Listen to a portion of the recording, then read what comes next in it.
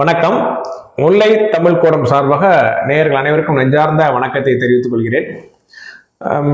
2 தினங்களுக்கு, அதாவது நேற்று என்று நினைக்கின்றேன், நேற்று நம்முடைய இந்து மகா கடல் பகுதியில் இலங்கைக்கு மிக அருகில் 40 கடல் மைல் தொலைவில் ஈரானிய கப்பல் ஒன்று தாக்கப்பட்ட செய்தி, அதாவது அமெரிக்க நீர்மூழ்கி கப்பல் மூலம் ஏவுகணை வீசி தாக்கப்பட்ட செய்தி. கிட்டத்தட்ட 100 மாலுமிகளுக்கு மேல் மரணம் அடைந்து விட்டார்கள். ஒரு சிலரை ஆபத்து, அதாவது உதவிக்கு வாருங்கள் என்று அந்த கப்பலில் இருந்து அழைப்பு வந்ததன் காரணமாக இலங்கை கப்பற்படையை சேர்ந்தவர்கள் அங்கு சென்று அதில் ஒரு 40 பேரை மட்டும் காப்பாற்றி இருக்கிறார்கள். மாலுமிகளை காப்பாற்றி மருத்துவமனைக்கு அழைத்து சென்றிருக்கிறார்கள். இதுல ஒரு பெரிய செய்தி என்னன்னா, இதுவரையிலும் அமெரிக்காவின் அச்சுறுத்தல் இந்தியாவிற்கு நேரடியாக, அதாவது இந்தியாவின் பக்கத்தில் இப்ப போர் நடக்கு, வளைகுடா நாடுகளில் போர் நடக்கு, வெனிசுலா பக்கத்துல போர் நடக்கு, காசா அந்த சைடு பாலஸ்தீனம், இதெல்லாம் நம்ம கேள்விப்பட்டுட்டே இருப்போமே தவிர நம்முடைய அருகாமையில் அது வரவில்லை. இப்பொழுது நடந்திருப்பது போர், ஈரானிய கப்பலை அமெரிக்க கடற்படை தாக்கி இருக்கிறது.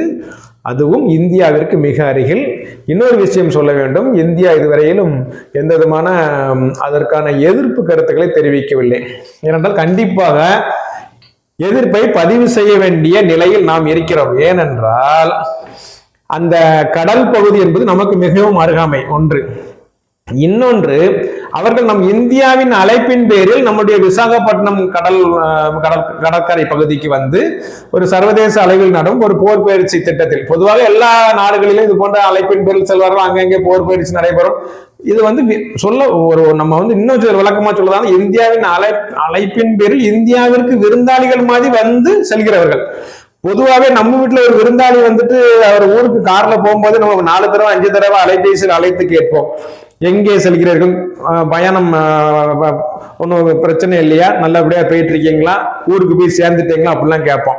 ஏன்னா நமக்கு ஊருக்கு நம்ம வீட்டில் விருந்து சாப்பிட்டு விட்டு செல்வர்கள் வீடு போய் நல்லபடியாக சேர வேண்டும் என்ற எண்ணம் எல்லாருக்கும் இருக்கும். அதாவது மானமுள்ள, அன்பு உள்ள, பாசம் உள்ள, நேசம் உள்ள, மனிதாபிமானம் உள்ள, சமூக நீதி மதிப்பு உடையவர்களுக்கு எல்லாத்துக்கும் அந்த எண்ணங்கள் இருக்கும். ஆனா இந்தியாவிற்கு வந்துவிட்டு, இந்தியாவின் அழைப்பில் பேர் வந்துவிட்டு திரும்பி சென்ற அந்த கப்பலில் இவ்வளவு பெரிய அகோரம் நடந்திருக்கிறது, கொடூரம் நடந்திருக்கிறது, நூற்றுக்கணக்கானவர் மடிந்திருக்கிறார்கள். இந்தியா எந்த விதமான எதிர்ப்பையும் பதிவு செய்யாமல் தான் மீண்டும் அமெரிக்காவிற்கு அடிமை என்பதை ஒரு முறை நிரூபித்திருக்கிறார் இந்திய தலைமை மோடி. எப்படினாலும் எடுத்துக்கலாம் எல்லாரும். சரி, இது ஒரு துயரகரமான செய்தி. இந்தியாவிற்கு ஒரு சமிக்கை அனுப்பப்பட்டிருக்கிறது. நீ எவ்வளவு தூரத்துல இருந்தாலும் உன்னையும் நினைச்சோம்னா நான் என்னால அடிக்க முடியும். யார் சொல்றா? அமெரிக்க அதிபர் ட்ரம்ப் இந்தியாவிற்கு ஒரு சமிக்கை. நீ என்கிட்ட தான் ஆயில் வாங்கணும், ரஷ்யாவுக்கு திருப்பியும் போகக்கூடாது, நீ வெனிசுலால நாங்கள் கைப்பற்றி வச்சிருக்கிற ஆயுதங்களையும் நாங்கள் கைப்பற்றி வச்சிருக்கிற எண்ணெயையும் நீ எங்கிட்ட தொட்டு கொடுத்து வாங்கணுமே தவிர நீ மீண்டும் ரஷ்யாவில் போய் ஆயுதம் எண்ணெய் வாங்க போகக்கூடாது அப்படிங்கிறது ஒரு சமிக்கையாக உணர்த்தியிருக்கிறார். அப்படி நீ போனேன்னா உனக்கு ஒரு விதமான பதிலடிகள் இங்கே கிடைக்கக்கூடும். உன் மீது தாக்குதல் கூட தொடுக்க நாங்கள் தயாராக இருக்கிறோம். உன்னுடைய பக்கத்தில் அருகாமையில் இருக்கிறோம். உன்னுடைய பாதுகாப்பில் எத்தனை வலுவாக நீ வைத்திருந்தாலும் நாங்கள் ஊடுருவி தாக்கிவிடுவோம் என்பதை ஒரு சமிக்கையாக, ஒரு செய்தியாக இந்திய அரசாங்கத்துக்கு சொல்லியிருக்கிறார்கள் என்றே நாம் எடுத்துக்கொள்ள வேண்டியிருக்கிறது. ஈரான் ரொம்ப நம்முடைய வளைகுடா மத்திய கிழக்கு நாடு, மத்திய ஆசியாவின் கிழக்கே அமைந்திருக்க நாடு, வளைகுடா பகுதி.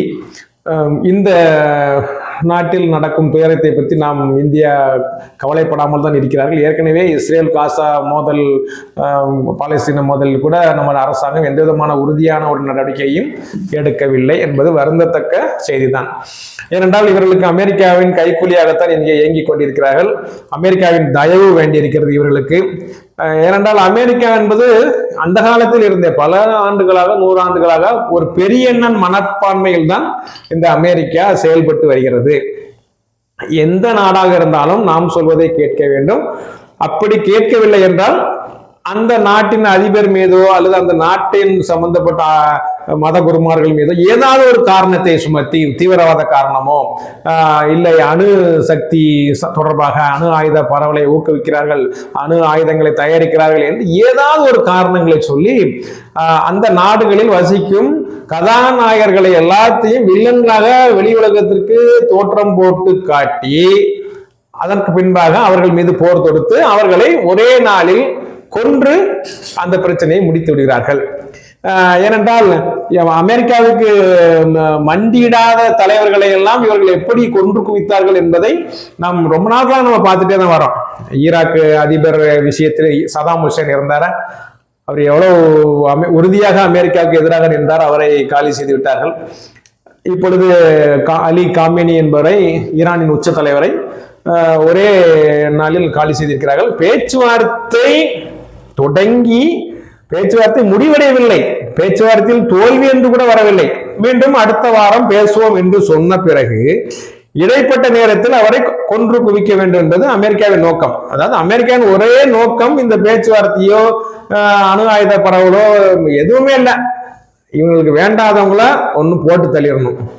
ரெண்டாவது, அவர்கள் தான் அங்க சக்திவாய்ந்த தலைவர்களா இருப்பாங்க. அப்போ அந்த நாட்டை பயமுறுத்தி அங்க பொம்மை தலைவர்களை ஆட்சியில் அமர்த்தி அங்கே இருக்கிற எண்ணெய் வயல்களிலிருந்து பெருவாரியான எண்ணெயை அமெரிக்கா கைப்பற்றணும். இந்த எண்ணெய் வளத்தை ஏன் கைப்பற்றணும்னு நினைக்காங்க? உலகத்துல இன்னைக்கு டாலர், அவங்களுடைய டாலர் தான், அமெரிக்காவுடைய டாலர் மூலமா தான் எல்லா இடங்களிலும் ஒரு பரிமாற்றம் நடந்து வருகிறது. இந்த டாலர் தான் பல்வேறு விஷயங்களை நிர்ணயிக்கிறது. இவ்வளவு நிர்ணயிக்கக்கூடிய இடத்தில் இருக்கும் டாலரை அதனுடைய தன்மையை குறைக்க வேண்டும். இந்த டாலருடைய செல்வாக்கு இருக்கலாம், உதாகரமான செல்வாக்கை குறைக்க வேண்டும் என்று பல நாடுகள் பல்வேறு சமயங்களில் முயற்சி செய்கின்றது. சைனா போன்ற நாடுகள், ரஷ்யா போன்ற நாடுகள் எல்லாம் இப்பொழுது அதுக்கான முயற்சியில் இறங்கி இருக்கிறது.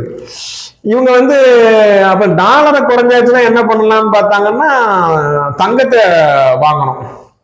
தங்கத்தை உலகத்தில் உள்ள தங்கத்தை ஃபுல்லா நம்ம நாட்டுக்கு கொண்டு வந்துடணும் அப்படிங்கிற ஒரு எண்ணம் படைத்தவர்களாக மாறினார்கள். அப்படிதான் தங்கத்தை சேமிக்கும் பத்திரங்களை கொடுத்து கொண்டிருந்தார்கள். உலகத்தில் உள்ள பல்வேறு நாடுகள் அமெரிக்காவிடம் கொண்டு போய் தங்கத்தை ஒப்படைத்து விட்டு அங்கிருந்து அவர்கள் மாதந்தோறும் கொடுக்கிற அல்லது வருஷந்தோறும் கொடுக்கிற அந்த வருமானத்தை, வட்டி என்று சொல்லலாம், அதை வைத்து நாம் வாழ்ந்து விடலாம் என்று கற்பனை எண்ணத்தில் வாழ்ந்து கொண்டிருந்தார்கள். அவர்களை பயன்படுத்தி எல்லா நாடுகளிலிருந்தும் அந்த தங்கத்தை தன் பக்கம் கொண்டு வந்து சேர்த்தது. அதற்கான வருமானத்தை ரூபாய்களை கொடுத்து கொண்டிருந்தார்கள் டாலரில். அப்ப டாலரும் மேலே ஏறுது, தங்கமும் அவங்க கையில போய் சேருது. அப்ப அவங்க ஒரு நல்ல ஒரு வலுவான திடமான இடத்தை பிடித்துக் கொண்டு உட்கார்வதற்கு அது வசதியாக அமையும். சரி, இப்போ டாலரும் அவங்ககிட்ட தான், தங்கமும் அவங்ககிட்ட தான். அப்போ இன்னொரு சக்தி இந்த உலகை சுத்தி மையம் கொண்டிருக்கிறது. இன்னொரு சக்தி, வலுவான சக்தி. அதாவது இந்த டாலர்,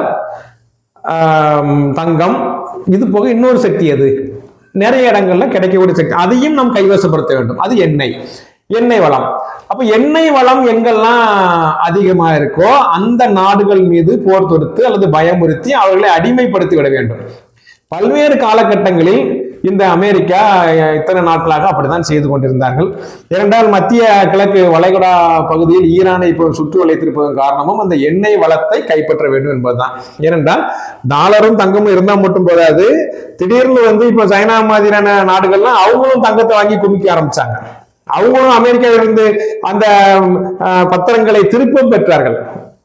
அப்படிங்கும்போது அவங்களுக்கு ஐயோ டாலரும் போயிடும். ரெண்டாவது, டாலருக்குடைய போவதுக்கான காரணமாக சைனா, ரஷ்யா போன்ற நாடுகள் திட்டமிடுகிறது.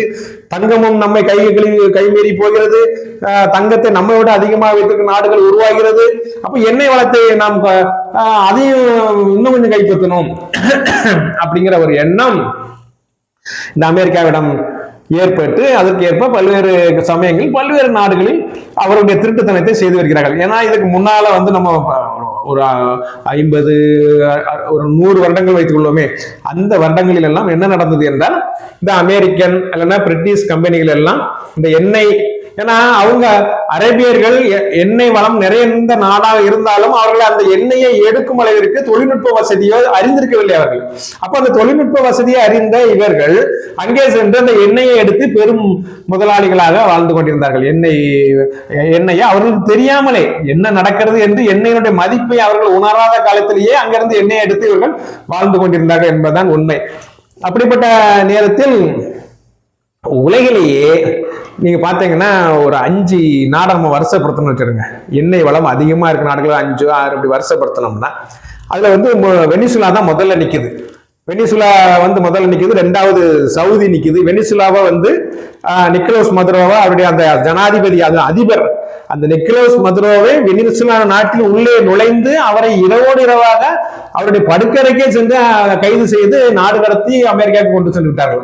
வெனிசுலாவை முடிஞ்சு சோழி முடிஞ்சு அவனை ஒரே இப்ப அவனுடைய பொம்மை தான் அங்க இருக்கு. அமெரிக்காவின் பொம்மை அமெரிக்காவின் கை அசைவிற்கு கட்டுப்பட்ட பொம்மைகள் தான் அங்கே ஆட்சியில் இருக்கிறார்கள். அவர்களால் இவர்கள் எதிர்த்து ஒன்றும் செய்ய முடிவதில்லை.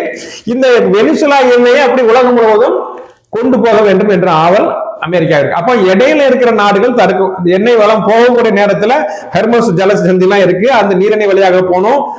கிட்டத்தட்ட இந்தியாவிற்கு வரக்கூடிய 80-90% எண்ணெய் அந்த வழியா தான் வர வேண்டியிருக்கு. அது பக்கத்துல ஈரான் இருக்கு. ஈரானால ஒரு பயமுறுத்தல் இருக்குது. அப்ப ஈரானா காலி பண்ணணுமே நினைக்காங்க. இந்த எண்ணெய் வளம் அதிகமா 2வது நாடு பாத்தீங்கன்னா சவுதி அரேபியா. அங்க இவங்களுடைய கிட்டத்தட்ட அமெரிக்காவின் ஆதிக்கம் தான் சவுதி அரேபியா. அது வந்து இஸ்லாமிய நாடாக இருந்தாலும் கூட அங்கே உள்ள மன்னர்கள் அமெரிக்காவின் அடிமைகளாக தான் இன்று இருந்து கொண்டிருக்கிறார்கள். அப்ப 2வது பெரிய எண்ணெய் வளம் மிக்க சவுதி அரேபியாவை கைப்பற்றிட்டாச்சு. 3வது ஈரான். சரியா? ஈரான் ஒரு பக்கம் இருக்கு. 4வது கனடா. 5வது ஈராக்.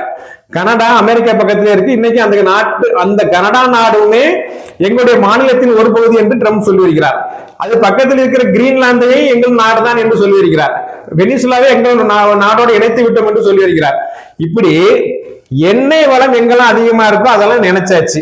நினைத்த காரியத்தை நடத்தியாச்சு. இப்ப அடுத்தால ஒரே ஒரு நாடு பாக்கி இருக்கு. ஈராக்கை ஏற்கனவே சொல்லி முடிச்சாச்சு. சிரியா அதிபரை கொன்று சிரியாவையும் கையகப்படுத்தியாச்சு. இன்னும் ஒரு நாடு, எந்த நாடு பாக்கி இருக்குது? ஈரான். ரொம்ப வலுவா இருக்காங்களே. இப்ப இவங்க இவ்வளவு வலுவா இருந்தா நம்ம நுழைய முடியாத. அப்ப ஏதாவது ஒரு பழியை அவங்க மேல போடணும். மத தீவிரவாதிகள் என்ற போர்வையை அவர்கள் மேல் சுமத்த வேண்டும். இஸ்லாமிய தீவிரவாதிகள் உலகம் எங்கும் பரவும் இந்த தீவிரவாதத்துக்கு காரணமானவர்கள் இவர்கள் தான் என்று ஒரு பரபரப்பை இந்த உலகம் முழுவதும் ஏற்படுத்தி விட்டால் இவர்களை எளிதாக கொன்று விடலாம், எளிதாக இவர்கள் நாட்டை கைப்பற்றி விடலாம் என்று ஒரு ஆசையின் பேரில் தான் இதற்கு முன்பாகவே திட்டமிட்டு இஸ்ரேல் பாலஸ்தீன மோதலும் நடந்து கொண்டிருக்கிறது. அந்த மோதலின் அடுத்த கட்டம் தான் இந்த ஈரான் மோதல். இதற்கு முன்பாகவே நாம் ஒன்னை நினைவுபடுத்திக் கொள்ள வேண்டும். 1951 வரையிலும் அந்த அமெரிக்க பிரிட்டன் கம்பெனிகள் தான் அந்த எண்ணெய் வளத்தை முழுவதுமாக இந்த ஈரானில் கையகப்படுத்தி வைத்திருந்தார்கள். 1951 முகமது முஷாரக் என்பவர் ஒரு மிகப்பெரிய அரசியல் புரட்சியின் மூலம் அந்த நாட்டை, அதாவது தேர்தலின் மூலம் அந்த தேர்தலில் நின்று வென்று மக்கள் ஆதரவு பெற்று அவர் இந்த நாட்டின் பிரதமராக ஆகிறார். இந்த பிரதமரான பிறகு அவர் செய்த ஒரு தவறு என்ன? தவறல்ல, உண்மையான ஒரு நாட்டின் மீது விசுவாசம் உள்ள குடிமகனாக அவர் செய்த ஒரு விஷயம், எண்ணெய் வளத்தை அரசுடைமை ஆக்கினார். ஈரான் நாட்டிற்கு அரசுடைமை ஆக்கினார். அந்த முகமது முஷாரக் செய்த தவறாக இது மாறிவிட்டது. அதை அமெரிக்கா இவர் இப்படி மாற்றிவிட்டாரு, இந்த எண்ணெய் வளம் எல்லாம் நம்மை கைவிட்டு போகிறது என்று நினைத்து அவர் பதவியேற்ற ஒரு 3 வருடங்களுக்குள்ளாகவே 1953 ஆபரேஷன் அஜாக்ஸ் என்ற பெயரில், அதாவது கம்யூனிஸ்டை விரட்டுவோம், உலகத்திலிருந்து கம்யூனிஸ்ட் தீவிரவாதத்தை விரட்டுவோம் என்ற ரீதியில் அவர்களை கையகப்படுத்தி அந்த நாட்டை அவரிடம் இருந்து கைப்பற்றுவது மட்டுமல்லாது அந்த ஆட்சி கவிழ்ப்பு, அதுல பெத்தேமி என்பவர் கூட அந்த முதன்மையான அரசு ராணுவ தளபதி கொல்லப்படுகிறார். இப்படி 1953 சோழிய முடிச்சிட்டாங்க அப்படின்னு சொல்ற மாதிரி இந்த ஆட்சியை கைப்பற்றி இவர்கள் என்ன செய்கிறார்கள்? அங்கு மீண்டும் அந்த எண்ணெய் வளத்தை கொள்ளையடிக்கிறார்கள். எண்ணெய் வளம் முழுவதையும் இவர்களை கொள்ளையடித்து இன்று அமெரிக்கா உலகில் மிக வலுவான பணக்கார நாடு என்று சொல்வதற்கு காரணமே இதுதான். உலகத்தில் உள்ள மற்ற நாடுகளை மிரட்டி உருட்டி அவர்களுடைய எண்ணெய்களை வளத்தை கொள்ளையடித்து எல்லாம் சம்பாதித்து திருட்டுத்தனமாக திருட்டு கம்யூனிட்டி மாதிரி இந்த அமெரிக்காக்காரன் ஃபுல்லா பண்ற வேலைகள் அவர்களை இந்த அளவிற்கு பெரிய உலகின் பணக்கார நாடாகவும் வலுவான ஆயுதம், அதான் என்ன ரூபா வந்துட்டுனா எல்லாம் நீ வாங்கலாம்ல. தகவல் தொழில்நுட்பத்தை பெற்றுக்கொள்ளலாம், அறிவியல் ஆராய்ச்சியில் மேலோங்கி விடலாம், ராணுவ தளவாடங்களை பெற்றுக்கொள்ளலாம், எவ்வளவோ விஷயங்கள் இருக்கு. அனைத்தையும் பெற்று இந்த முன்னணியில் வந்து உட்கார்ந்தாச்சு. சரி, இப்போ வந்து ஏற்கனவே இவங்க இந்த திட்டம் போட்ட பிரகாரம் ஈரானுக்கு 40% தான், மிச்சம் 60% எங்களுக்கு தான் ஐயா அப்படிங்கிற மாதிரி அவங்க எடுத்துட்டு இருக்காங்க. இந்த சமயத்தில் தான் 1979 காமேனி வந்து ஒரு ஈரானின் உச்ச தலைவராக உருவெடுத்து வந்து இந்த அநீதிக்கு எதிராக குரல் கொடுத்து அன்னைக்கு நாட்டை அவர் கைவகப்படுத்தி அன்று முதல் அவருடைய ஆதிக்கம் இன்று வரைக்கும், அவர் இறக்கும் முதல் நாள் இறக்கும் தினம் வரைக்கும், அந்த நிமிடம் வரைக்கும் அவருடைய வழிகாட்டுதல் படித்தான் அந்த ஈரான் நடந்து கொண்டிருந்தது. அந்த ஈரானிய ஒரு புரட்சி 1979 மிகப்பெரிய அளவில் ஒரு புரட்சி நடந்தது. அந்த புரட்சிக்கு பின்புதான் ஓபெக் அப்படிங்கிற OPEC அப்படிம்பாங்க. ஓபெக் அதாவது organisation of petroleum exporting country அப்படின்னு சொல்லக்கூடிய ஓபெக் உண்டு பண்ணாங்க, ஒரு அமைப்பை ஏற்படுத்தினாங்க.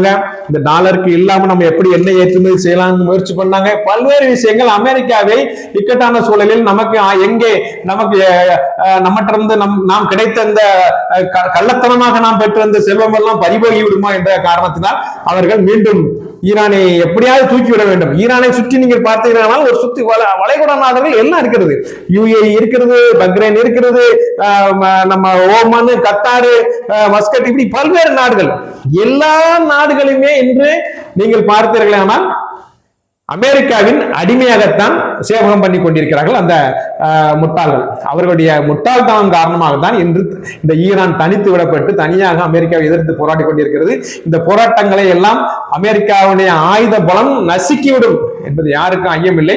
ஆனால் அமெரிக்காவிற்கு இது மிகப்பெரிய ஒரு பாடத்தை வருங்காலத்தில் இது பெற்று தருவதற்கு இந்த நிகழ்ச்சி, ஈரானின் அழிப்பு நிகழ்ச்சி கண்டிப்பாக ஒரு காரணமாக அமையும். ஏனென்றால் இதுவரையும் அமெரிக்காவில் அவருடைய சொந்த தாயக உள்நாட்டில் எந்த விதமான தாக்குதல்களும் நடைபெற்றதில்லை. இரட்டை கோபுரம் தகர்ப்பு தவிர வேறு எந்த விதமான தாக்குதல்களையும் அந்த அமெரிக்க மக்கள் அறிந்ததே இல்லை. முதல் உலகப் போரும் சரி, இரண்டாவது உலகப் போரும் சரி, அமெரிக்கா நாட்டுக்குள் எந்த தாக்குதலும் நடைபெறவில்லை. இதெல்லாம் உணர்ந்தவர்கள் மற்ற நாட்டுக்காரர்கள் தான். அதனால எந்த தாக்குதலையும் உணராத மக்கள் நம்மகிட்ட அவங்ககிட்ட இருக்கிற வரைக்கும் அவங்க இந்த அரசாங்கத்துக்கு ஆதரவு தான் கொடுப்பாங்க. எங்கேயாவது ஒரு தாக்குதல் தொடரும் பொழுதுதான் ஓஹோ நமக்கும் இப்படி நிலைமை ஏற்பட்டு விடுமோ என்ற ஒரு பயம் காரணமாக இதெல்லாம் சரியாகும் என்று நம்புகிறேன். தொடர்ந்து 2003 இருந்தே அமெரிக்கா ஈரான் மீது கடுமையான குற்றச்சாட்டுகள், அணு ஆயுத குற்றச்சாட்டுகள், இஸ்லாமிய தீவிரவாத குற்றச்சாட்டுகள் என்று பல்வேறு குற்றச்சாட்டுகளை வைத்து அதன் மூலம் இன்று ஒரு வழியாக அவர் நினைத்த விஷயத்தை நடத்தி விட்டார்கள் என்றுதான் சொல்ல வேண்டும். இது நமக்கெல்லாம் ஒரு அதிர்ச்சியான விஷயமாக இருக்குது இப்போ.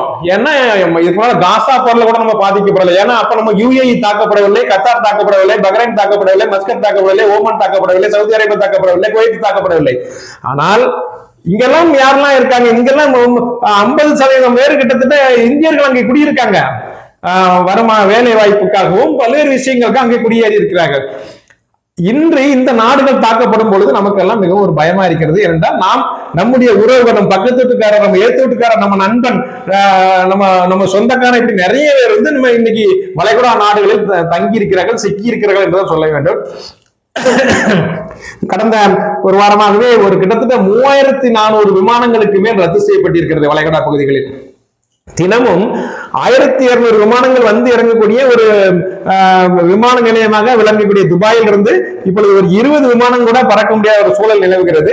துபாயினுடைய முக்கிய சுற்றுலா தலங்கள் புர்ஜ் கலிஃபா, பாம் ஜுபேரா போன்ற இடங்கள் எல்லாம் தாக்கப்பட்டு கொண்டிருக்கிறது. துபாயில் உள்ள அமெரிக்கன் பேஸ் அங்க இருக்கு, மிசைல்ஸ் வந்துட்டே இருக்குது, நண்பர்கள் பார்த்து சொல்லிட்டே இருக்காங்க. இது பல அச்சுறுத்தல் நம்ம மக்களுக்கு, இந்திய மக்களுக்கு அச்சுறுத்தலான நிகழ்வுகள் எல்லாம் நடந்து கொண்டிருக்கிறது. அது போல இப்பொழுது அந்த ஹார்மஸ் நீரிணைங்கிறத ஒரு பாக் ஜலசந்தி நம்ம இது இருக்குல்ல, இலங்கை இருக்கு, அதே மாதிரி ஹார்மஸ் நீரிணைன்னு ஒரு 34 கிலோமீட்டர் அகலம் உள்ள ஒரு கடல் ஒரு நீரிணை பகுதி இருக்கிறது. இந்த ஜலசந்தின்னு சொல்லக்கூடிய பகுதி, அது வழியாக தான் எண்ணெய் கப்பல்கள் எல்லாம் சென்று கொண்டிருக்கிறது. நம்ம இந்தியாவிற்கே வெனிசுலால எண்ணெய் வரணும்னா அந்த வழியாக தான் கொண்டு இந்தியா கொண்டு வர முடியும். எல்லா நாடுகளுக்கும் கிட்டத்தட்ட உலகம் முழுவதும் செல்லக்கூடிய 50-60% நமக்கு எண்ணெய் வளம் அப்படிதான் வந்துட்டு இருக்கு. இன்னைக்கு அந்த ஜலசந்தியில கடக்க முடியாமல் ஈரானின் அச்சுறுத்தல் காரணமாக 100க்கும் மேற்பட்ட இந்திய கப்பல்களே காத்துக் கொண்டிருக்கிறது. கிட்டத்தட்ட 2000 மாலுமிகள், இந்திய மாலுமிகள் அங்கே சிக்கி தவிக்கிறார்கள் அந்த கடல் நீரிணையில். இப்படி பல்வேறு செய்திகள் நம்ம வருத்தப்பட வைக்கும் செய்திகளாக இருந்து கொண்டிருக்கிறது. இந்த 50% குரூடாயில் இந்தியாவிற்கு அங்கிருந்தான் வருகிறது. 85% கேஸ், நம்முடைய எல்பிஜி கேஸ் அங்கிருந்து தான் கொண்டு வந்துட்டு இருக்காங்க. இப்போ இந்தியா மீண்டும் மாறி ரஷ்யாட்ட என்ன வாங்கலாம், ஆனா அது வாங்கினா உனக்கு ஒன்னி அடிப்பண்டா அப்படின்னு சொல்லிட்டு தான் நேற்று ஈரான் கடல் மீது நம் இந்திய கடற்பரப்புக்கு வெகு அருகாமையில் ஈரானின் கப்பலை அமெரிக்கா தாக்கியதற்கான ஒரு அரசியல் தந்திரம். அதுதான் அமெரிக்காவோட வலுவான ஆயுத பலம் இருக்கிறது. ஆனால் இப்பொழுது கூட அந்த ஆயுதங்கள் இல்லை, ஆயுத தயாரிப்பாளர்கள்லாம் வாங்க ஆயுதங்களுக்கு நிறைய தேவைப்படுது அப்படிங்கிற ரீதியில அவங்க நம்ம இது பண்ணிட்டு இருக்கிறாங்க. அமெரிக்காவுடைய வலுவான கப்பல் படைகளும் அந்த ஈரான் பக்கத்திலே நின்று கொண்டிருக்கிறது. நம்ம ஆபிரகாம் லிங்கன் என்ற கப்பலும், ஜெரால்டு என்கிற யுஎஸ்ஏ ஆபிரகாம் லிங்கன், இதெல்லாம் நம்ம நிறைய பேசலாம்.